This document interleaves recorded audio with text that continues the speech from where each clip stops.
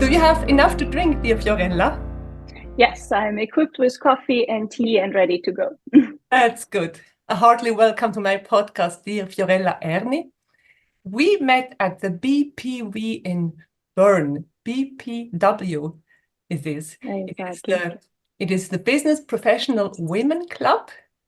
And there you held your keynote speech, and it was fantastic. Thank And you. I had to talk to you, and I had to ask you to come to my podcast and tell about your very exciting life, everything you do. You are from Cheetah Stories. That's your company. You will soon tell us what that is. But you are even a negotiation trainer, a negotiator, and a humanitarian worker. So I would like to ask you now, please tell us all about it. Yeah, it was a pleasure. Well, maybe we go just a little bit back in history to give some context. So originally, I'm from Walklike in St. Gallen, Switzerland. I have studied my undergrad in Zurich. I studied social anthropology, Arabic literature, and Swahili in my minor. Also, already with the vision to at one point work in the humanitarian field. Then between my bachelor and master, I took a gap year. So I was for half a year in Zanzibar to practice my Swahili, working in an animal hospital and a donkey rescue farm. And then I went directly to Lebanon, where I worked in a nursery school in a Palestinian refugee camp in Lebanon. And this is also already where I started research for my master thesis, which was around social identification among Palestinian refugees in diaspora. After that, I went to Geneva, where I studied development studies with a focus on conflict. That was a master of 2 years. And for me, it was clear that I wanted to work in the field for the International Committee of the Red Cross. It was out of question. So then towards the end where graduation came near, that was also the application I've sent, and I didn't really have a plan B if they wouldn't take me. Lucky enough, I had a call, and I was invited for an interview. I was 25 at the time, and got recruited to have my first mission in Gaza. And that is, of course, because I had a Swiss passport and I speak Arabic, so that is exactly the profile they were looking for. So at the time in Gaza, I was what we call a detention delegate, mainly visiting prisons and making sure that international standards for the treatment of detainees are respected in prison. So I stayed for a year. And from there, my career in the humanitarian field continued. After that, I was stationed in Lebanon for a while, waiting for my visa to Syria. Then I had my mission in Syria, where I was still in the field of protection, mainly documenting violations of international humanitarian law. I also did a lot of trainings for different armed groups in international humanitarian law, also visited prisoners. And from there, I moved into management positions. So I was 2 years in South Sudan, first as head of office and then as head of sub-delegation. And this is then where you manage large-scale humanitarian operations, ranging from still the protection files that I was also taking care of in the Middle East, but then food distribution, cattle vaccination campaigns, hospitals, water projects, and so on and so forth. I had a team of about 100 people, and I was also responsible, of course, for their security, making sure that we're operating safely in a conflict zone. After 2 years in South Sudan, I needed a bit of a break. Most people don't stay that long in South Sudan. It was also a time where there was active conflict, so obviously that is quite draining sometimes, especially when you are responsible for security, because you don't really sleep much. Any phone call you could get any time could be an emergency. So I have decided to sort of see, okay, are there other things for me to do? When I was younger, my dream was to at one point become a diplomat. I have then actually worked after South Sudan for the government for a few months. I abandoned the idea of wanting to become a diplomat because I think maybe less the networker, more the hands-on implementer. And that was, let's say, maybe a bit of a reflection. Okay, what now in my life? So I worked with a career coach, figuring out a bit what I would want to do, and I actually decided to just be sure that I have different options in life. That okay, I love the humanitarian path and I want to do that, but I also want to have other options. And I decided to do an MBA. So I did an MBA in hospitality management at the École Hôtelière de Lausanne, which was in remote. I've worked also for a while then in Zurich in risk and crisis management consulting for private sector companies, where obviously a lot of what I've learned in humanitarian field is very transferable to business continuity management plans, contingency plans for companies in the private sector. And from there, it's actually per chance that I saw a job opening again in Geneva at the Center of Competence on Humanitarian Negotiation, which is a bit what we call a humanitarian startup. So this is a strategic partnership between the ICRC, different UN organizations, and Doctors Without Borders that specializes in frontline humanitarian negotiation and also building the skills of people on the front line to negotiate. Now, of course, I have specialized myself in negotiations with armed groups when I was in the field. So that was really an interesting opportunity for me to bring these skills to frontline negotiators for different humanitarian organizations and diplomats to make sure that they can bring aid across the front lines safely. I did that for 4 years. My last position was as head of operations. But I always had this sort of feeling that I would love to be an entrepreneur. And actually out of that came also this idea. And now we're coming to Cheetah Stories that you were talking about. So I am someone who loves high heels. I've always been wearing high heels. I've been wearing high heels in the deepest field, think Syria, think South Sudan. I forgot to tell you that I was also on a mission in the Ebola response in Congo DRC, but I would usually wear high heels. And for me, it's the confidence they give you, the posture they give you, the confidence they give you when you walk into these military headquarters that sometimes, can be a bit intimidating. So you somehow really need to do the personal pep talk before you're having these negotiations. For me, it was high heels. For other women, it might be something else, or also men that sort of builds up their confidence. So yes, so I was always in high heels. Also to say, I was in South Sudan, I was 28, managing a team of 100 people that was, 10 years older, and most of them men. So you do need to sort of build up a bit on that confidence. But there's this struggle, right? Of course, I'm a humanitarian worker, vegetarian since a child. Always struggled with wearing leather.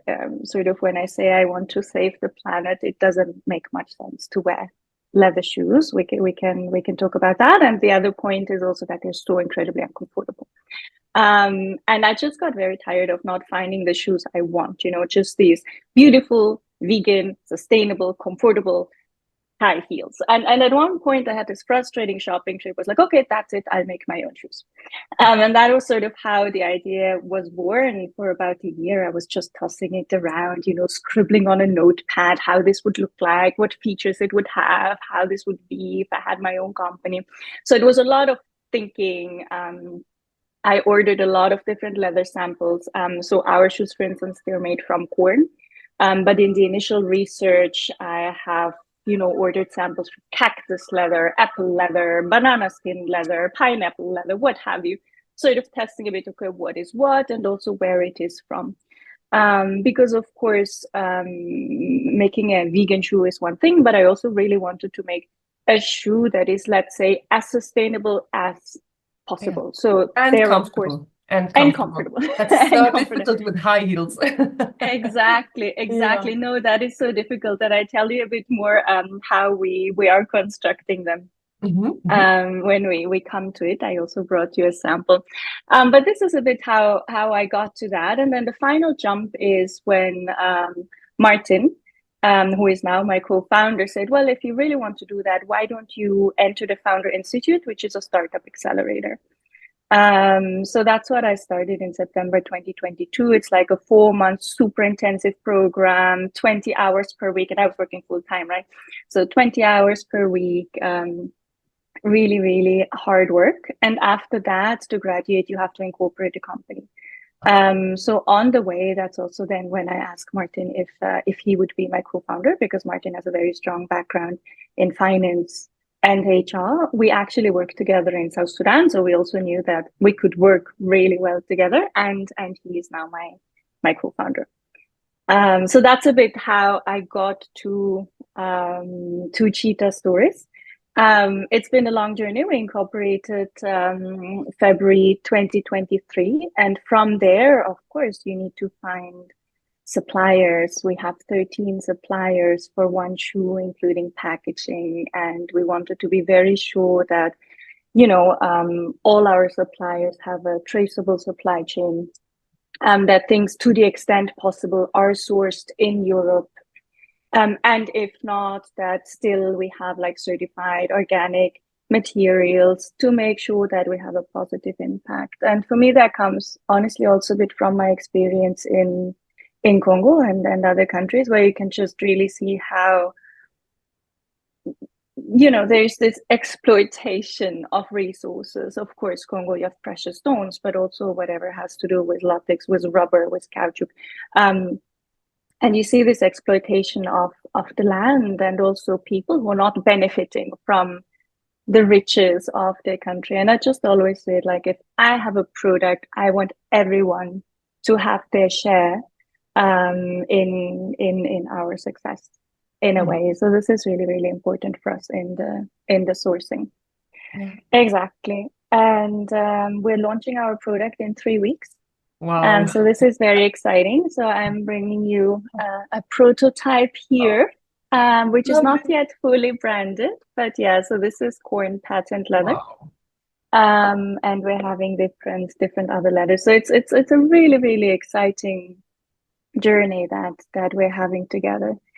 So that's the shoe side. And of course, I'm still continuing with negotiation, which is really my absolute passion. I love it. You work with people, you need to read people. You also have a bit this academic aspect. And this is why on the other side, I'm also working as an independent negotiation trainer for corporate companies. But I'm also focusing a lot these days on women negotiators and further build the capacity of women negotiators. Maybe less when it comes to, external negotiation, or like the contract negotiations or sales negotiation, but really also these personal negotiations to sort of support them in building up this confidence to ask for a higher salary, negotiate their position, negotiate their promotion. Mm-hmm. So we're coming back to really this idea, sometimes, supporting women to get a little bit more confidence to ask more for themselves. Because I'm always saying women are the most brilliant negotiators when it comes to negotiating for others. And I've seen that in the humanitarian field. I've seen this brilliant women standing at the checkpoint, gun in their face, and they negotiate their way through it. And then when it comes to negotiating their own promotion, they crumble. So I think there we can really help them with some tools. Cut, I bring my dog. Yeah, okay. His name is Mr. O, huh? Exactly. Mr. O, or Otello, has wanted to come and join this podcast. Yeah, so lovely. I don't want to cut it out. I just want to leave it in if it's okay with you. That's perfectly fine. Yeah. I have one question about the negotiation part. Does that mean your customers today, when you are a negotiation trainer in Europe, could that be even a company where there is a team is struggling, they're not getting along, that you would like go in as a mediator too? Would that be possible? Honestly, I don't really see myself as a mediator. I think to be a mediator, there is a very specific education for it, and then you have certified mediators. So I would certainly not claim to be a mediator. I think my strength, and this is also really what I've learned and what I did over the past years, is to give people tools, really tools that help them plan and prepare for the negotiation. Because sadly, people still think, a negotiation, you can wing it.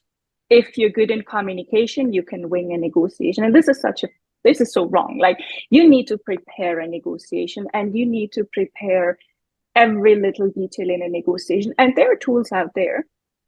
But when we read negotiation books, of the big FBI negotiators, all of them are writing a book. It's more about negotiation tactic, like the communication part, which is super important. I'm not denying that. But you can be as good a communicator as you want. If you're not prepared, in the sense, like, if you do not know 100% what is your objective, what is your ideal outcome, what is your red line, what is your bottom line, when these things come from your counterpart, you are not able to respond with confidence, because you have to on the spot think about it. So these are questions you want to ask yourself beforehand. And then also in the way you present your argument, you really need to know who will be the counterpart in front of you. What is their positioning? What is their reasoning? How do they come to this position? What are their values and motives? And then when you talk to them, you really tailor your argument, your communication to the other side. And that changes from whoever is sitting opposite of you. You need to understand who is influencing this person. Is this person the decision maker? So these are all exercises that you can do beforehand. And it's very important to actually have the tools to do all these reflections before you go into a negotiation. And then once you're in the negotiation, of course, the whole communication part, that is what is important. The listening skills, the empathy, the really hearing what the needs of the other side are, to pivot without losing your ground. Again, these are things that you can practice. And that is part of, every kind of negotiation you might have. That might be a sales negotiation, that might be a contract negotiation, that might be a negotiation with the teacher of your child or your partner or your children, for that matter. Yeah. You negotiate to a certain extent all the time, but I'm not saying, of course, for every single negotiation you have, 2 days preparation. Yeah. But for the really important negotiation, it is worth it. And if you're really prepared, again, you have this confidence. Yeah. That you need to have a really good outcome that is in a way a win-win. A negotiation doesn't mean that you want to drag the other side across the table. Sometimes you might want that, but ideally you create value for both sides, and that is a win-win. Exactly. Yeah. And I think that's a really fascinating topic. I've done a lot of research on this in different fields, in medical negotiations, also especially for women negotiators. How do we negotiate differently?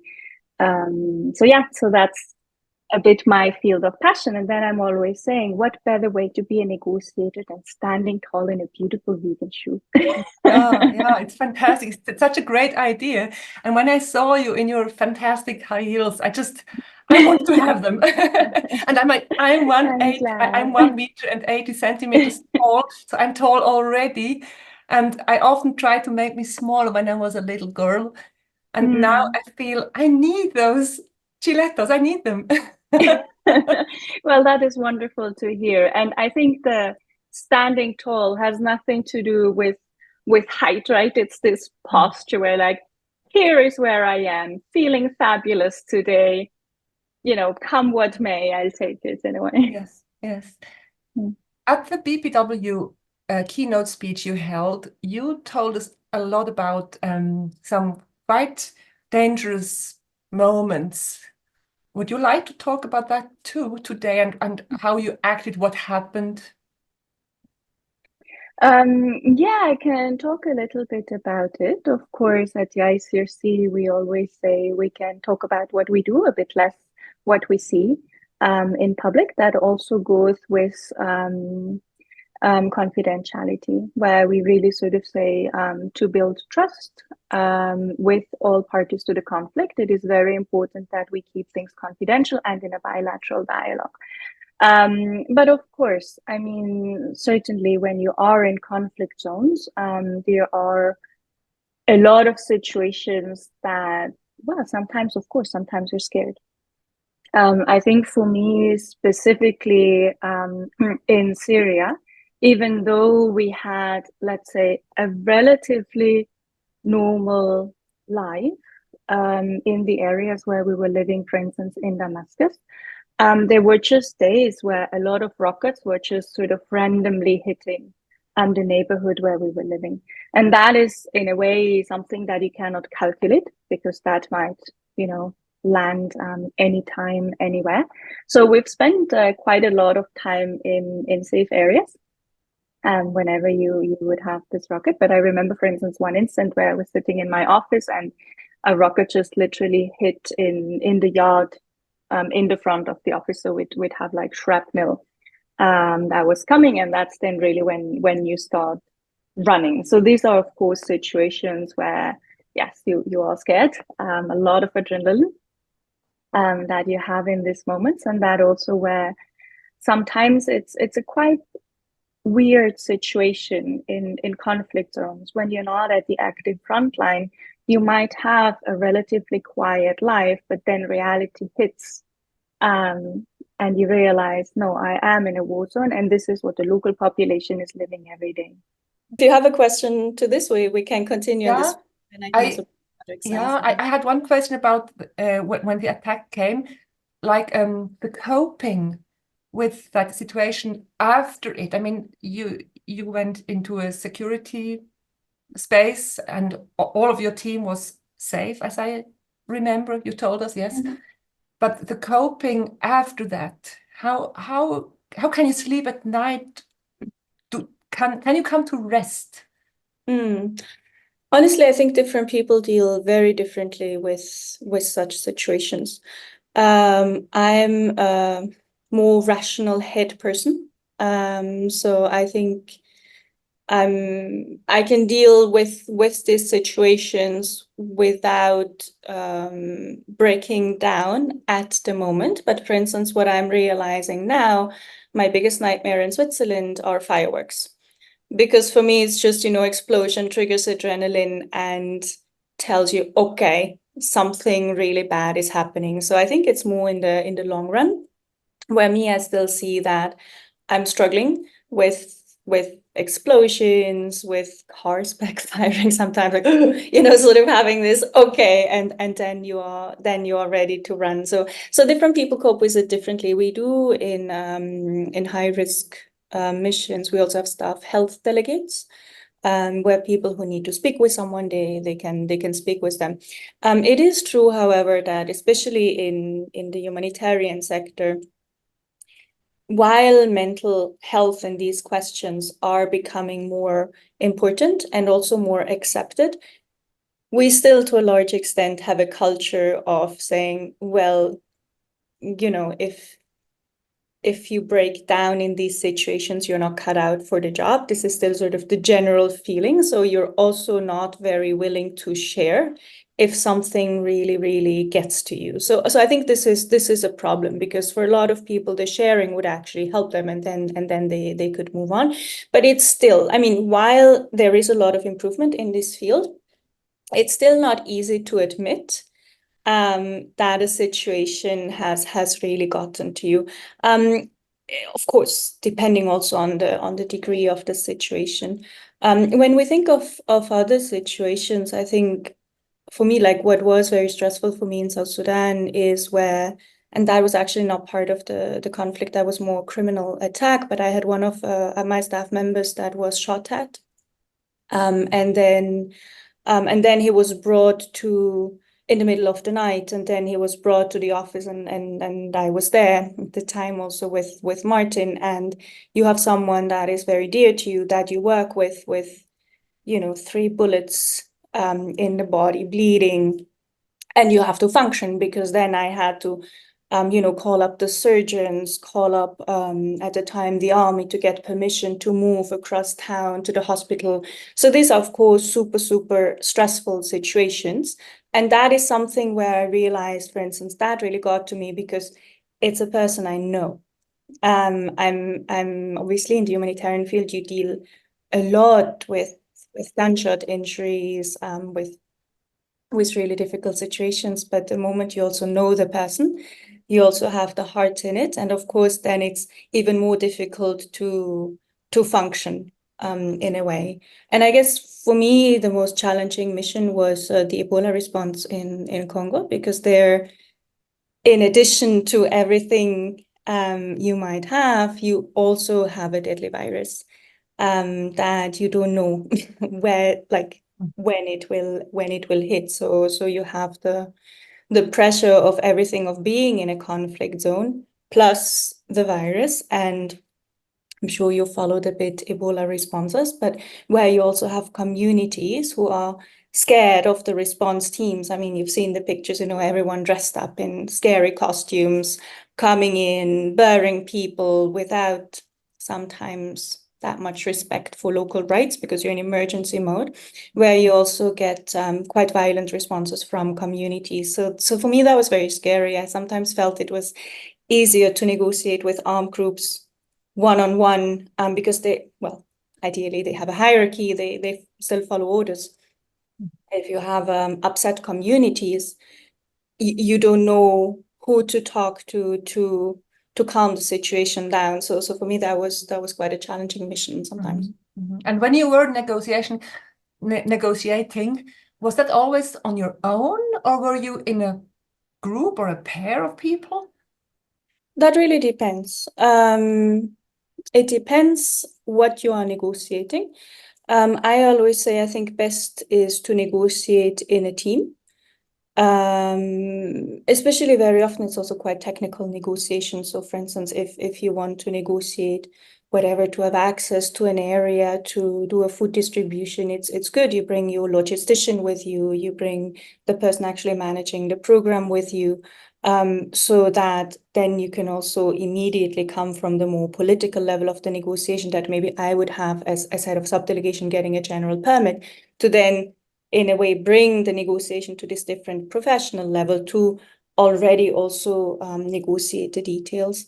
Sometimes it makes sense to go alone. Sometimes if you really, also want to build a relationship with the other side, a relationship of trust, then it might make sense to have these first negotiations alone. Sometimes you also need to choose your team. I have to say I never had a problem to be in these countries negotiating as a woman, but there might be occasions where it makes more sense to send a man, or more sense to send a woman for that matter, but to really pick. And I think this is where in a negotiation, it's important to ignore your ego. Like, what is important in this kind of negotiation is that you find the best person who can achieve an objective. It's not about you or about position. So I, for instance, wouldn't have a problem if I'm saying, okay, yes, I'm outranking you in terms of hierarchy, I should be having this negotiation. But if this person doesn't want to talk to me, or I'm not the one to have this negotiation, I don't care if someone who is more junior then actually goes in and achieves the objective. Yeah.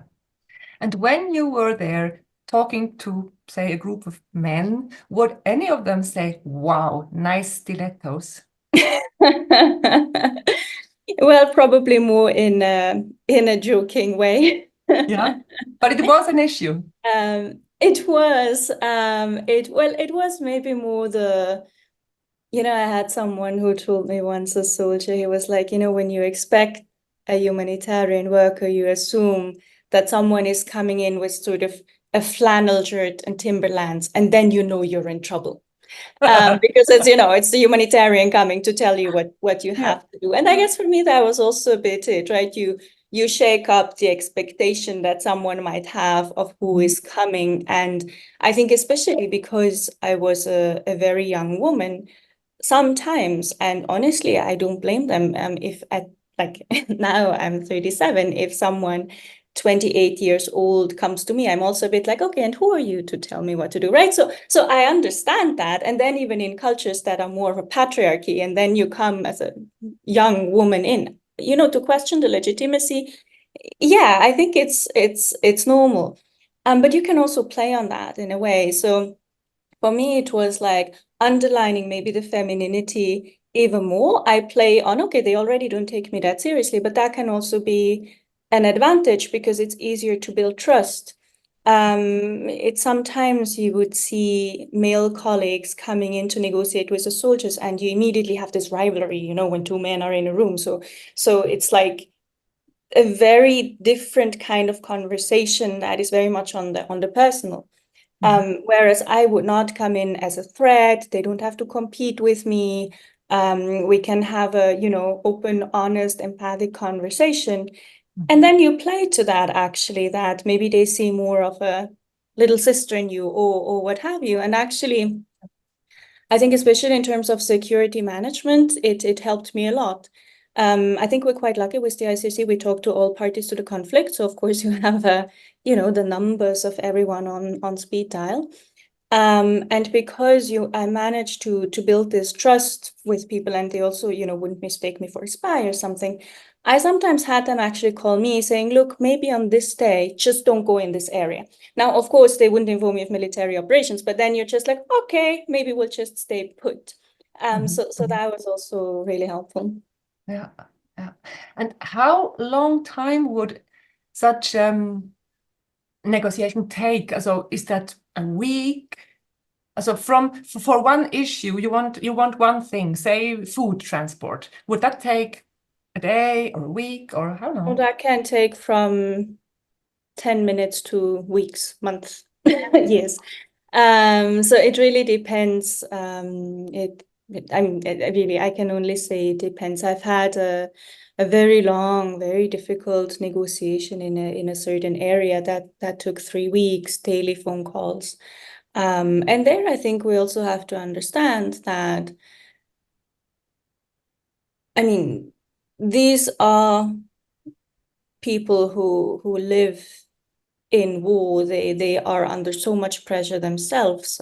Sometimes, you know, they just lost, for instance, a battle. And then if you come in and say, hello, by the way, could I bring aid to the other side? I mean, we also have to, and I think this is where empathy comes in, and sort of where I also said before, building an argument. Yes, you might not agree with, in general, what the person opposite you is doing or has done in their life. They might not be your best friend, but you need to be able to see the human in people to understand how they come to their conclusion. And once you see the human in anyone, you can talk to them on a human level. And what I think is interesting is that if you strip it down to pure humanity, every human has the same need for security, for, you know, the really basic needs, family, and so on and so forth. And if then you can bring an argument that shows them security, of course, for the army, always very important. If you bring them an argument that shows that the security, for instance, is not threatened, if you can put measures on the table that you will take, that operations will be safe, for instance, it's much more palatable to them than to say, well, but you know, people are starving there. It's like, yeah, well, I know, but security is more important. You need to understand that security is more important, because then you bring a different argument. And when you learned so many languages, I mean, it's Arabic, but you even have learned Swahili, you mentioned. That was many, many years ago before you then worked. What made you then learn those languages? What's the idea behind that? Yeah, you know, I'd love to tell you a very glamorous story. So Arabic, I actually wanted to learn Chinese. And then the schedule didn't work. The social anthropology classes were at the same time than the Arabic classes, the Chinese classes. So I was like, well, then let me just learn any other language no one else speaks. Because let's face it, if you study social anthropology, you will work in a museum. Wasn't my objective. So this is how I ended up learning Arabic. I haven't been in the Middle East before. I just sort of sat into Arabic classes and learned Arabic. Swahili, I had a bit more of a history, because when I was 17, when I was in high school, I actually had an internship well, first in the Kangame Islam in Nairobi. And there is where I met the family, and they told me, hey, we have a nursery school in Kajire, which is in the Taita Hills near Voi, and it really needs repair. So I went back to Switzerland. I was 18. I raised money, about 10,000 Swiss francs. and actually went back to Kenya, to that village, and restored that nursery school. And I made that my capstone project for my high school thesis. Wow. So that's where I learned the first bits and pieces of Swahili. And then at university, it made sense for me to continue that. And it also makes sense because Swahili and Arabic, they share a lot of words, because East Africa was colonized by Oman. So you have a lot of Arabic words in Swahili.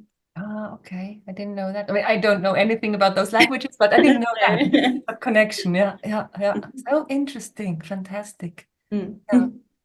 So when we now go back to the Cheelettos, the idea Always of love talking about high heels. yeah. But I find it so interesting, everything you have done, and the fact that you were, I mean, the ground where you were walking on in Sudan or anywhere, it's not asphalt, it's not stable, and you come here with your Cheelettos. I mean, that's wow. Yeah, but and I think this is also something because like the local women are very, very well dressed and very often also in small heels. I think sometimes us Europeans, we feel like, when I go to Africa, I need to look like a hiker. And I find it's quite offensive to the local people. I remember actually in Kenya and then also in Zanzibar, I had this host mother and she was ironing her clothes with an iron with charcoal inside because she didn't have electricity, but her clothes were, I mean, she was perfect. She didn't have much money, no electricity. She was washing her clothes by hand, but they were white and they were straight. And then she was at one point, Fiorella, I don't understand. Why you white people, you have so much money and you cannot even iron your shirt. And I'm like, yeah, no, thank you, point taken.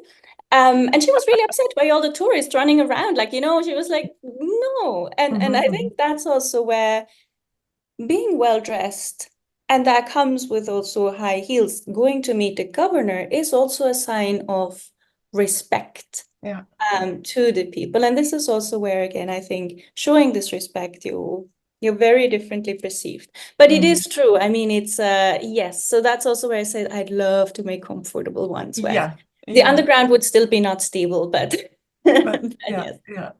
And the idea of the cheetah, I love that. Have you seen them live?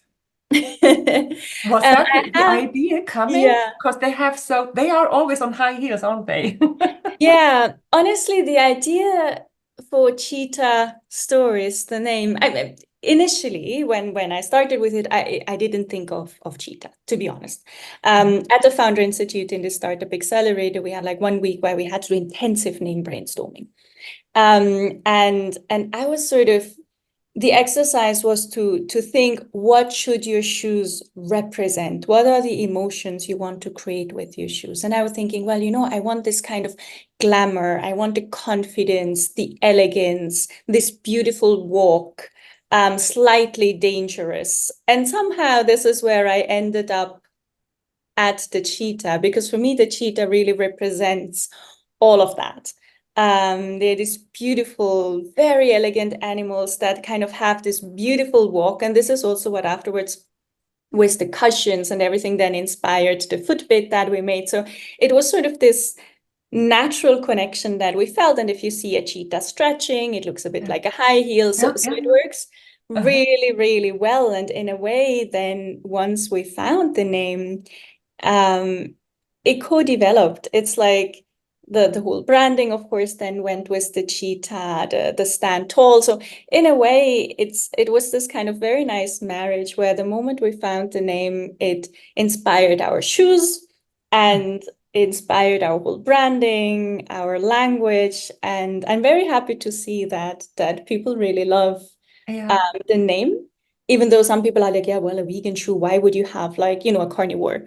But I'm like, okay, I get this point. The paw of a cheetah is so soft. Could you please show me the shoe again? The one you had before? Yes. Well, you wouldn't see it here, but basically inside, and this is what we want to recreate, right? This really soft cushions that the cheetah paw has, and then when you step on it, it feels a bit like walking on a cloud. So it goes very well together. Yeah. Nice. And the front side, could you please show me this front side again? Because my toes are, I hope it will be okay with me. Unfortunately, my big toe is this much longer than the others, but still, I love yours. They are round. They are not like this. Yeah. And this is important for us. I think what we're saying is I want to make a really comfortable shoe. It should still look very nice and elegant. But with a pointy toe, it just cannot be comfortable. It's just not possible. I mean, you just squeeze your toes too much. And it's very unhealthy, of course, for your feet as well. So that's why we sort of have a bit this retro shape, if you will, right? It looks a bit like the pumps of the 50s, 80s, the airline flight attendants. And the height of the heel, how would that be? Is that always the same? 10 centimeters or how many? We have 9 centimeters. 9? That's a bit what we also had discussed with a doctor, actually, to understand like what height is still acceptable to avoid injuries to the back, basically. Because of course, when you wear a heel, you change your whole posture, and the higher it gets, the more your spine has to bend. And basically what he said is like 9, of course. It's never healthy to wear a heel. I'm not claiming that. But with we 9, don't listen. We don't listen. exactly. But with 9 centimeters, it is still acceptable. Let's put it that way for your body. So we settled on the 9 centimeters. Personally, I find anything below 9 centimeters, it just shouldn't claim to be a high heel. But that's my personal opinion. We will have one that has 10 centimeters, but also a plateau of 1 centimeter. So in the end, you still have the same elevation of these 9 centimeters. But it's a non-negotiable. I have a lot of people who are like, but why don't you make mid heels? I like the 5 centimeters. I'm like, yeah, and you go buy them somewhere else. Yeah. This is the way it should be. Yeah, of course. And what about the colors? In what colors will they come?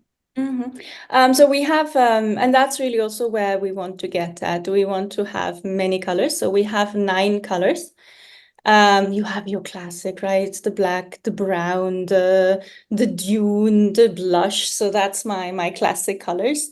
In the beginning, I said I'm not going to make a black shoe, and then everyone was like, "I'm sorry, but you'll have to make a black shoe." So I was like, "Okay, fine, I'll make a black shoe." Now we make 2 black shoes in different leather qualities. Anyway, but then of course you've seen the red. We have a green. We have orchid, candy pink. So also the more daring colors. And personally, I love having colorful shoes because obviously this is a shoe that you will wear to work. And let's face it, most of us wear gray, dark blue, black, maybe white to work, but few people wear a pink suit to work outside, maybe. Yes. And then it's just so brilliant if you can just have this spark of color on your feet and just makes this really nice statement. So I love to have the bold colors. Yeah. And you mentioned before that you had different fabrics. You had tested apple, cactus, mice, and now it's mice. Sorry, that's German. Corn, exactly. So we have corn and Mhm. mycelium, which is made from the root-like structure of the mushrooms. Ah, okay. Exactly. Yeah. And all of it is now produced in Italy? Yes. Yeah. So we source the leather in Italy. Not far, actually, a 1.5-hour drive from where our shoes are handmade.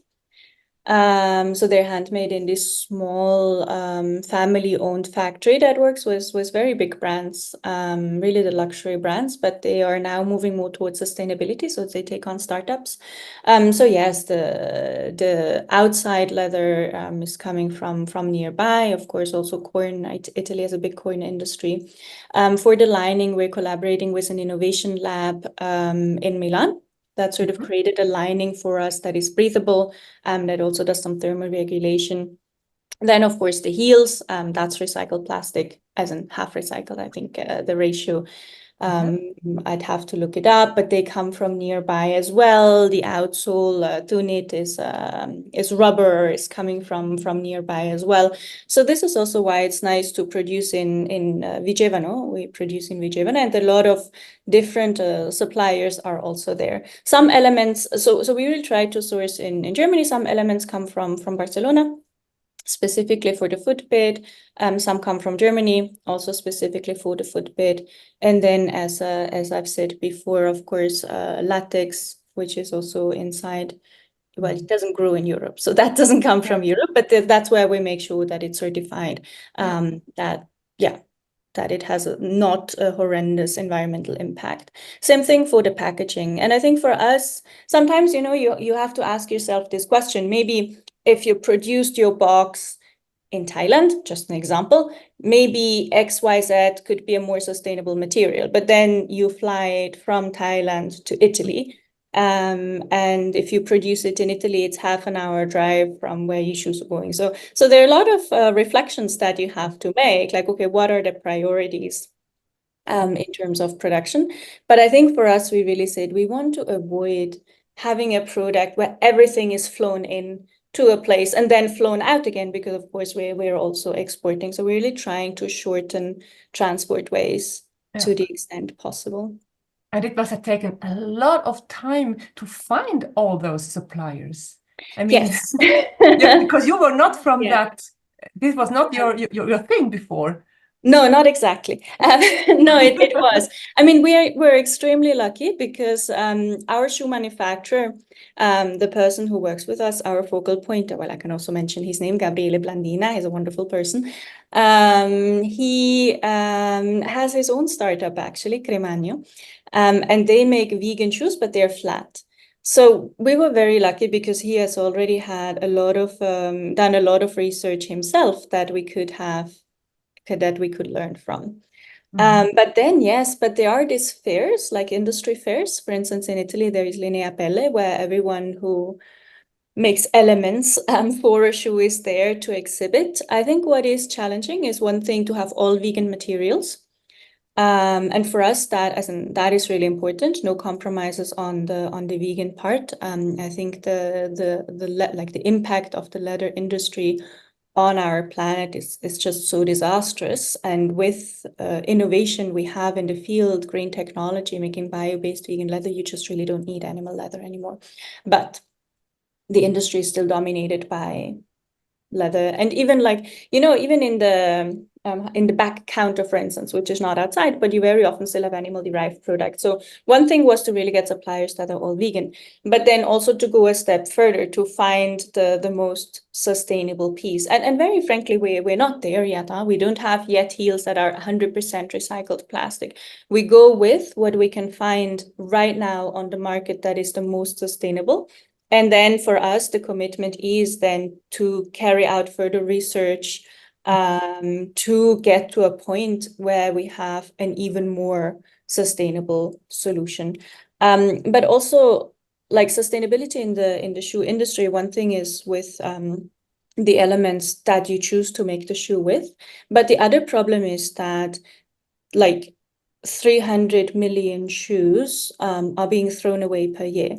So that's about 20% of all the shoes produced that are just being dumped, because most designers work with collections and they have 2, sometimes even more collections per year.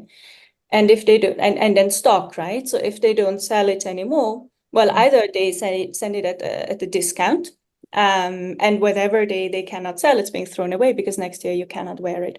So for us, this is also very important. We work with timeless designs. We're not working with going with the fashion trends every year, something new.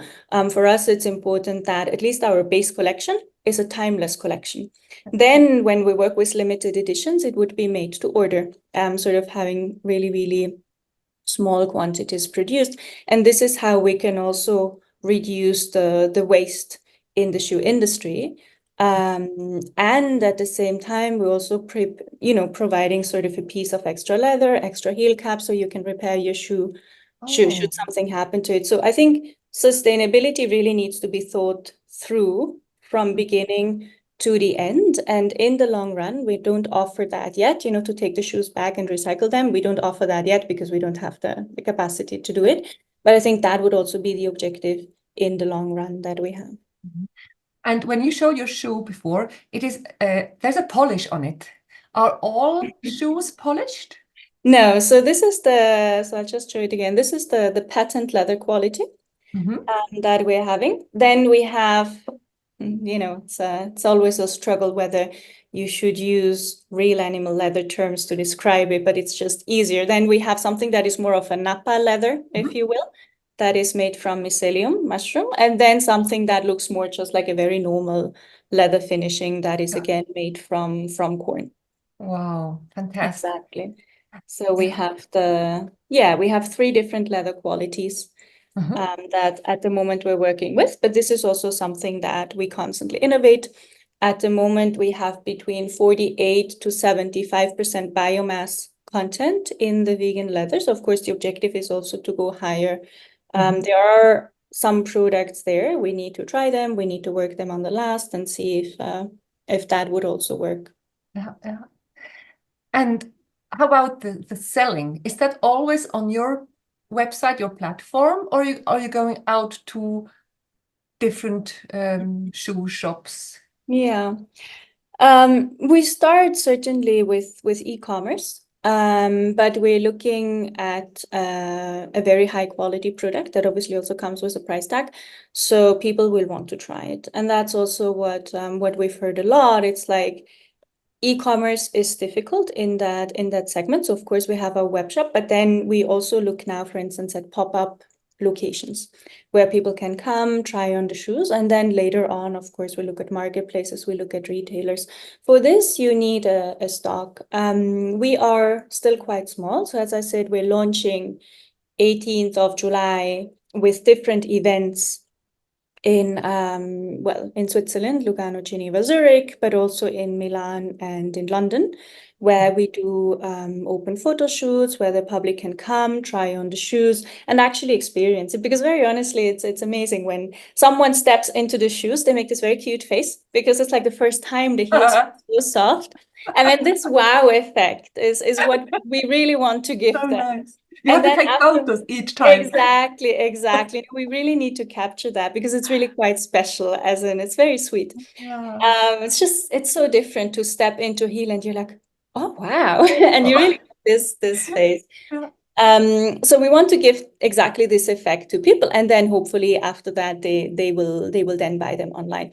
I think what is a plus from the way we work, I just spoke before a bit about collection, given that we have all our models will have the same shape. Of course, maybe then afterwards they open toe, have a bit of a chunkier heel, but the model and the footbed, it will be the same in all the shoes, meaning you bought it once.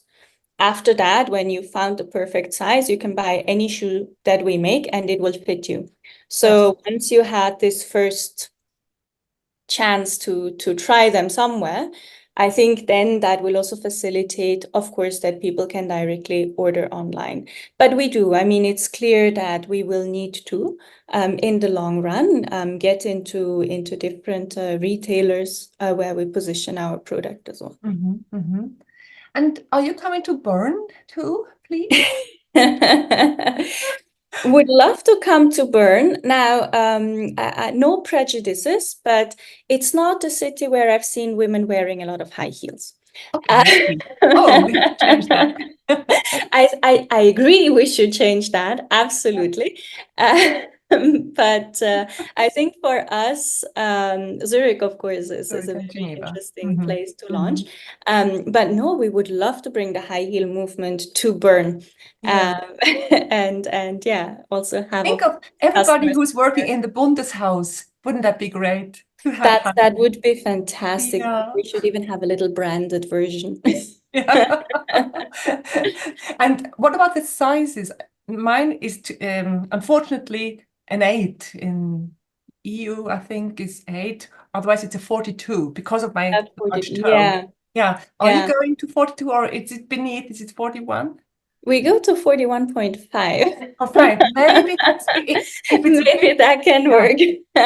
So this is also something like we're starting with the smaller sizes. Like we did a bit of an assessment, right, in our target market. What are the main sizes at the moment for we were mainly focusing on women's shoes.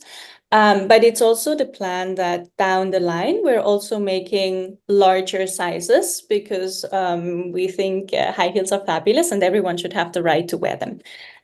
So that's why we also in the long run want to make larger sizes so that men or binary people can also wear heels. So that is for us the longer term projection. I think to start with, I'm not sure how familiar you are with shoemaking, but to make a shoe, you need a last, a sort of this kind of plastic foam that then you work the shoe on. And we produce them in all the sizes, and you need several in all the sizes. And obviously, they also come at a cost. And if you then go into the larger sizes, it's not just the length of the last that needs to change. Also, it needs to be a little bit broader. And that is just a very big investment to have all this last in stock, all the materials in stock. So we're launching with the female market, but our objective definitely is to, actually sell high heel to every person who would like to wear high heel. Yeah. And I hope we'll have high heel lovers of all genders who will, show off their Cheelettos. Great. Oh, it's fantastic. Thank you for that. It's a fantastic idea. We haven't talked about veganism yet. What was the initial cause for you to be vegan? Yeah, so I started as a vegetarian, to be honest. I'm a bit Me too. On and off vegan vegetarian. So I'm vegetarian since I'm a very small girl. I think it was like 7 or 8 around that time. I grew up in the countryside, surrounded by more industrial animal farming. We had a lot of animals, and I think my mom adopted just about any animal that needed a home. So I also grew up with this beautiful pink pig called Abigail. She was wonderful. Well, she grew to be like a 250-kilo pig at one point, but she was absolutely adorable. Anyway, we had horses, we had dogs, rabbits, literally anything you can find. And animals were always my best friends. Like, we lived quite isolated, so they were really my best friends. But also when you look out of the kitchen window at my mom's home, there is also a pig stable where they farm pigs, and you can hear them, but I've never ever seen them because during the 9 months that they live, they don't go outside once. And I think it was one night and they usually load them on the truck in the middle of the night with flashlights and tasers. It's really not a pretty picture. And I woke up with the sound of them being loaded on the truck. And it was very traumatic for me to kind of see them finally coming out of the stable, terrified with the lights and everything, and asked my mom what was happening. And then, she explained, well, they're being slaughtered to be eaten. And then I was like, no, this is not working for me. And that's when, as a child, I realized this connection between the animal and what you're eating. So that was clearly like the first reflection for me was clearly my love for animals. And it was 30 years ago, right? It was not a time where a lot of people were vegetarian, as in my family was not vegetarian. My mom was very open and, cooked a lot of vegetarian dishes, but I also remember the conversations I'd have with a lot of people that would like trick you, be like, oh, but this is a sausage, this is not meat. I was like, I'm not stupid. Don't treat me like I am. And it was tricky because you would go to, the skiing camp, the Skilager. I think the first one was 4th grade, and I was terrified to go because I was like, what am I going to eat? And I think for a week I ate salad and bread, because it was just not a time where you would think about these things. Now you have like a whole variety of options. So I was vegetarian until I think like 18. With 18, I moved out. I went to study in Zurich. That's when, for a while, I chose to be completely vegan. So I went through my completely vegan phase, still at a time where there were very few vegan products. And then sort of the last years, I was more vegetarian than vegan, but I'm back to being mainly vegan, less vegetarian, because let's face it, I mean, some people tell you veganism is a bit extreme, but that's just where I'm saying, well, if you're vegetarian and you finish the thought, it's just the only logical thing you can do. Like, be it for the well-being of animal, because clearly, I mean, a cow to produce milk has a baby that is being killed to be eaten. So whether you drink the milk or you eat the baby, well, same in the end. And sometimes I'm even saying probably a cow that can keep its baby to be raised for meat production might be happier than a milk cow. So if you think animal well-being further, it just really makes sense to be vegan. On the other hand, I'm also saying, so for me, I'm saying I'm 90% vegan, as an 100% vegetarian, 90% vegan. I also feel like dietary choices shouldn't feel like, you're trapped, torture. It has to be that all the time. I think, honestly, I love eating, big fan of eating. I love cooking. So I think you should have this pleasure. And if sometimes you really feel like having a fondue, well, then by all means, have a fondue. I think it shouldn't be cause of depression, but also there. I mean, why not then make sure it's an organic one where, the living conditions of animals were better than other ones. So I think we don't have to torture ourselves with our choices, but I think conscious living is very important. And then, of course, if you think it further now with the whole environmental impact, it just logically, it just does not make sense to be anything else than vegan. And then, of course, again, every now and then you make a compromise, but think on the big scale of things, it's where we have to go. And this is also why I'm saying we have so many alternatives, and this is beautiful what is now coming out and all the options you have. Same thing for leather. So there is another way, and I'm very happy to see that it's going in, hopefully, in the long run, in the right direction. Yeah,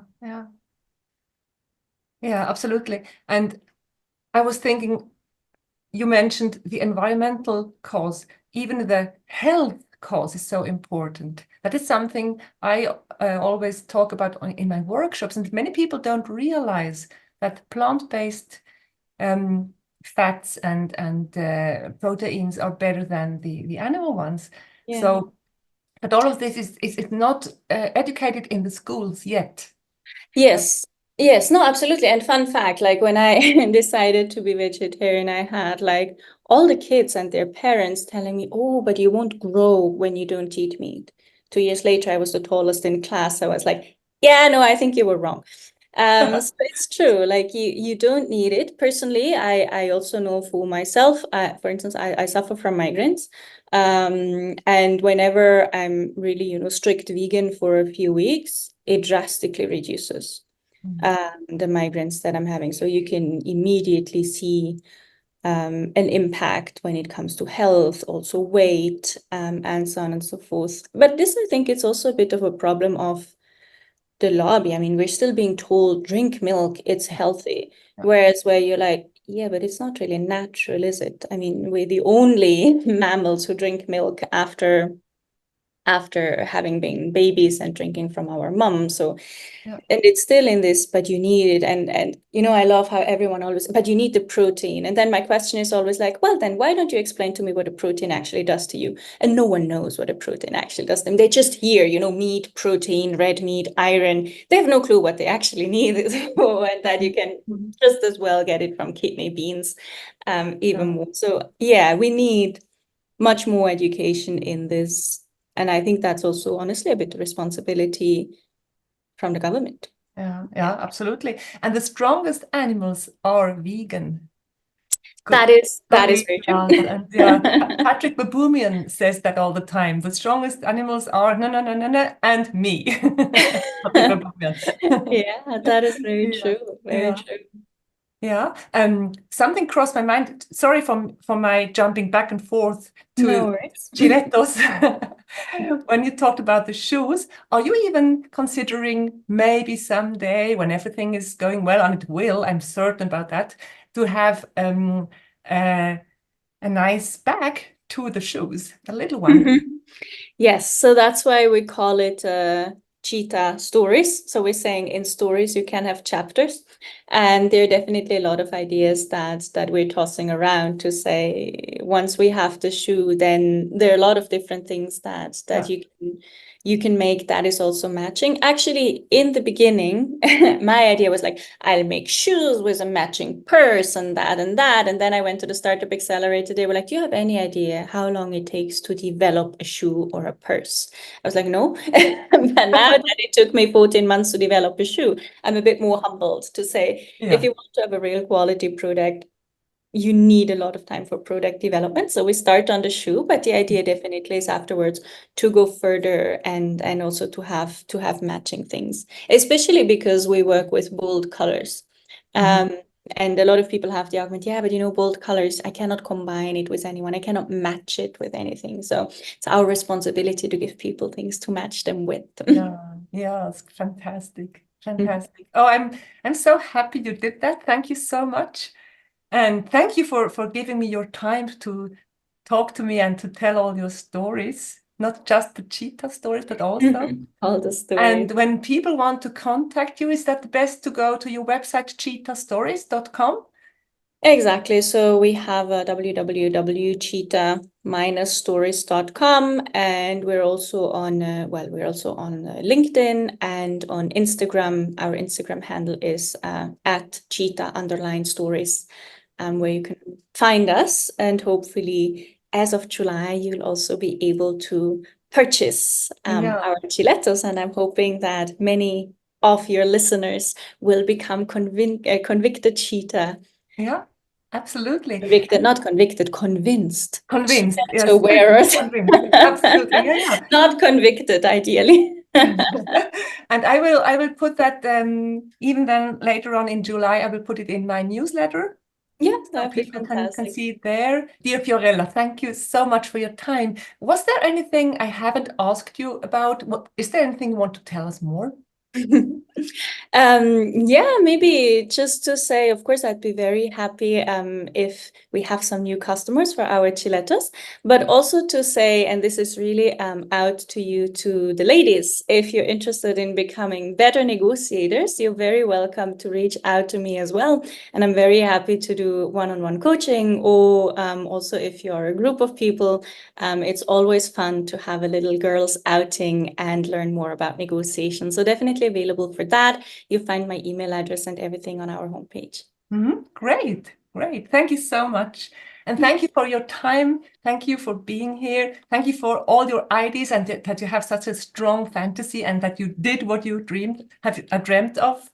And you are a real role model for me, and not just for me. Thank you so much for having me. It was a real pleasure. Thank you.